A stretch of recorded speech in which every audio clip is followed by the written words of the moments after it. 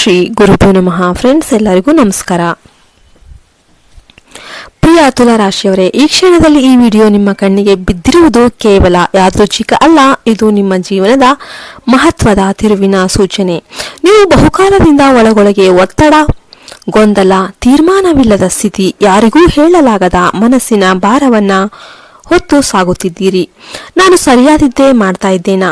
ನನ್ನ ಜೀವನ ಯಾಕೆ ಒಂದೇ ಜಾಗದಲ್ಲಿ ನಿಂತು ಹೋಗಿದೆ? ಎಲ್ಲರಿಗೂ ನಾನು ಒಳ್ಳೆಯದನ್ನೇ ಮಾಡಿದರೂ ಕೂಡ ನನಗೆ ಮಾತ್ರ ಯಾಕೆ ಶಾಂತಿ ಇಲ್ಲ ಎಂಬ ಪ್ರಶ್ನೆಗಳು ನಿಮ್ಮನ್ನ ಮೌನವಾಗಿ ಕಾಡ್ತಾ ಇವೆ. ಈಗ ಆ ಎಲ್ಲ ಪ್ರಶ್ನೆಗಳಿಗೆ ಉತ್ತರ ಸಿಗುವ ಕಾಲ ಆರಂಭವಾಗಿದೆ. ತುಲಾರಾಶಿಯವರು ಸಹಜವಾಗಿ ಸಮತೋಲನ ಪ್ರಿಯರು. ಯಾರನ್ನೂ ನೋಯಿಸಬಾರದು, ಎಲ್ಲರಿಗೂ ನ್ಯಾಯ ಮಾಡಬೇಕು ಎಂಬ ಗುಣ ನಿಮ್ಮದು. ಆದರೆ ಇದೇ ಗುಣ ಇಷ್ಟು ದಿನ ನಿಮ್ಮ ಜೀವನದಲ್ಲಿ ವಿಳಂಬ, ತ್ಯಾಗ ಮತ್ತು ಒಳಗಿನ ನೋವಿಗೆ ಕಾರಣವಾಗಿದೆ. ನೀವು ಬಹಳ ಬಾರಿ ನಿಮ್ಮ ಇಚ್ಛೆಯನ್ನ ಬದಿಗಿಟ್ಟು ಇತರರ ಸಂತೋಷಕ್ಕಾಗಿ ಬದುಕಿದ್ದೀರಿ. ವಿಧಿ ಇದನ್ನೆಲ್ಲ ನೋಡಿದೆ. ಈಗ ಆ ಸಹನೆಯ ಲೆಕ್ಕ ಹಾಕುವ ಸಮಯ ಬಂದಿದೆ. ಈ ಕಾಲದಲ್ಲಿ ನಿಮ್ಮ ಜೀವನದಲ್ಲಿ ಒಬ್ಬ ವ್ಯಕ್ತಿಯ ನಿಜ ಸ್ವರೂಪ ಬಹಿರಂಗವಾಗಲಿದೆ.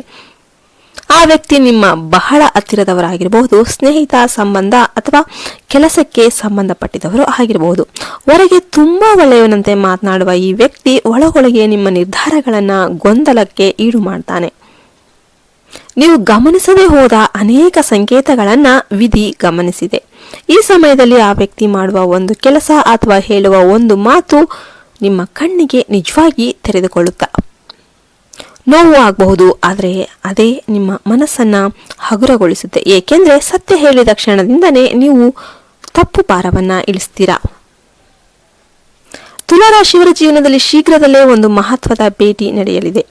ಆ ವ್ಯಕ್ತಿಯ ಆಗಮನ ಯಾದೃಚ್ಛಿಕ ಅಲ್ಲ, ವಿಧಿಯೇ ಆ ವ್ಯಕ್ತಿಯನ್ನ ನಿಮ್ಮ ಜೀವನಕ್ಕೆ ಕಳಿಸಲಿದೆ. ಅವನು ಹೇಳುವ ಒಂದು ಸಣ್ಣ ಮಾತು ನೀವು ಬಹುಕಾಲದಿಂದ ತೆಗೆದುಕೊಳ್ಳಲಾದ ತೀರ್ಮಾನಕ್ಕೆ ಸ್ಪಷ್ಟತೆ ನೀಡುತ್ತೆ. ನೀವು ಯಾವ ದಾರಿಯಲ್ಲಿ ಹೋಗಬೇಕು, ಯಾರನ್ನ ನಂಬಬೇಕು, ಯಾವ ಸಂಬಂಧವನ್ನ ಉಳಿಸಬೇಕು ಎಂಬ ಅರಿವು ನಿಮ್ಮೊಳಗೆ ಬಲವಾಗಿ ಮೂಡುತ್ತೆ. ಇದೇ ವಿಧಿ ನಿಮ್ಮ ಕೈಗೆ ಹಿಡಿಯುವ ಕ್ಷಣ. ಈ ಸಮಯದಲ್ಲಿ ನಿಮ್ಮ ಮನೆಯೊಳಗೆ ದೈವಿಕ ಶಕ್ತಿ ಚಲಿಸ್ತಾ ಇದೆ. ತುಲಾರಾಶಿಯವರ ಮೇಲೆ ಮಹಾಲಕ್ಷ್ಮಿ ದೇವಿಯ ಕೃಪೆ ಬೀಳ್ತಾ ಇದೆ.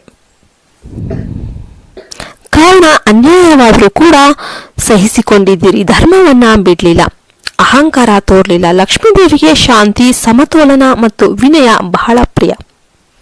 ಈ ಗುಣಗಳೇ ನಿಮ್ಮೊಳಗೆ ಇವೆ. ಅದಕ್ಕಾಗಿಯೇ ಈ ಕಾಲದಲ್ಲಿ ಆ ತಾಯಿ ನಿಮ್ಮ ಬದುಕನ್ನು ನಿಧಾನವಾಗಿ ಸರಿಪಡಿಸ್ತಾ ಇದ್ದಾಳೆ.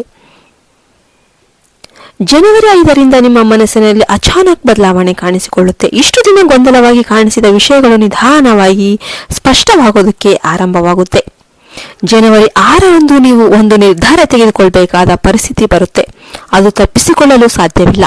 ಮೊದಲಿಗೆ ಭಯ ಉಂಟಾಗಬಹುದು, ಆದರೆ ಅದೇ ನಿರ್ಧಾರ ಮುಂದಿನ ದಿನಗಳಲ್ಲಿ ನಿಮ್ಮ ಜೀವನಕ್ಕೆ ನೆಮ್ಮದಿಯನ್ನ ತರುತ್ತೆ.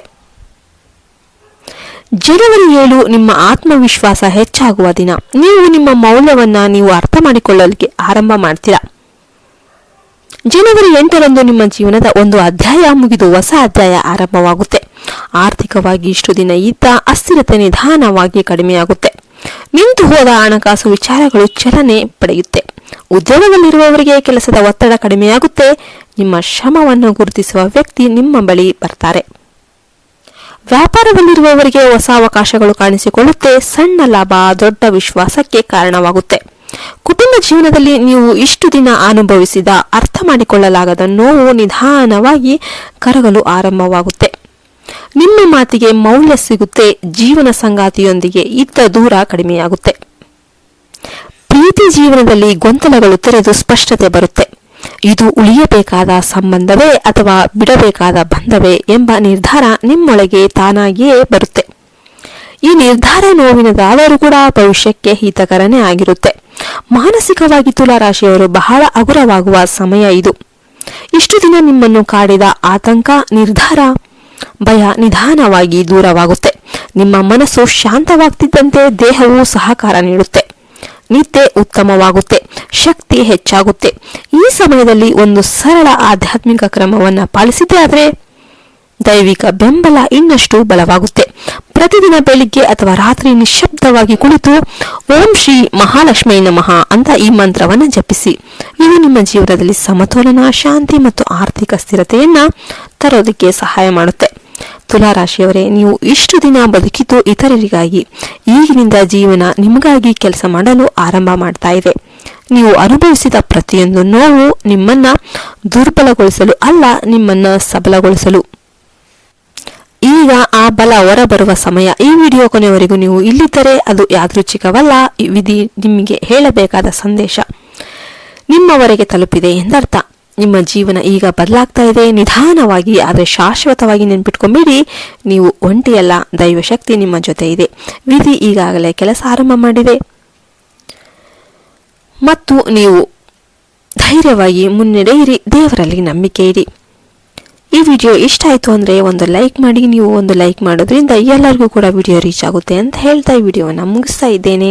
ನಿಮ್ಮದು ತುಲಾರಾಶಿಯಲ್ಲಿ ಯಾವ ನಕ್ಷತ್ರ ಅಂತ ಕಮೆಂಟ್ ಮಾಡಿ ಮತ್ತು ನಿಮ್ಮ ಇಷ್ಟದ ಕುಲದೈವ ಕಮೆಂಟ್ ಮಾಡಿ. ಇನ್ನೊಂದು ವಿಡಿಯೋದಲ್ಲಿ ಸಿಗೋಣ ಅಂತ ಹೇಳ್ತಾ ಈ ವಿಡಿಯೋನ ಮುಗಿಸ್ತಾ ಇದ್ದೇನೆ. ಜೈ ಹಿಂದ್, ಜೈ ಭಾರತ್ ಮಾತೆ, ಹರಿ ಓಂ ತತ್ಸತ್, ಸರ್ವೇ ಜನೋ ಸುಖಿನೋ ಭವಂತು.